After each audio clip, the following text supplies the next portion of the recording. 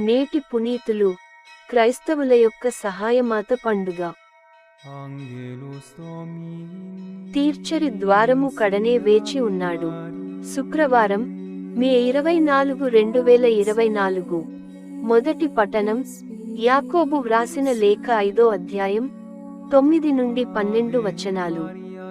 సోదరులారా, మీరు ఒకరిపై ఒకరు ఫిర్యాదు చేయరాదు, అప్పుడు దేవుడు మిమ్ము తీర్పునకు గురిచేయడు. తీర్చరి ద్వారము కడనే ఉన్నాడు, లోన ప్రవేశింపనున్నాడు.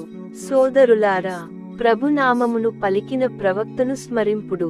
కష్టములలో సహనమన నేమియో ఎరుగుటకు వారిని ఉదాహరణముగా గైకొనుడు. వారు సహనమును చూపిరి, కనుకనే వారిని ధన్యులనుచున్నాము.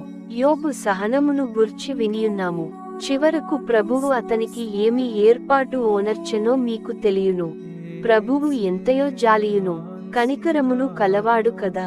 సోదరులారా, ముఖ్యముగా మీరు దైవ వాగ్దానము చేయునప్పుడు ఒట్టు పెట్టుకొనరాదు. పరలోకముపై గాని అన్యథా గాని ప్రమాణము చేయకుడు. అయినచో అవుననియు కానిచో కాదనియు మాత్రమే పలుకుడు. అప్పుడు మీరు దేవుని తీర్పునకు గురికాకుందురు. ఇది ప్రభువు వాక్కు.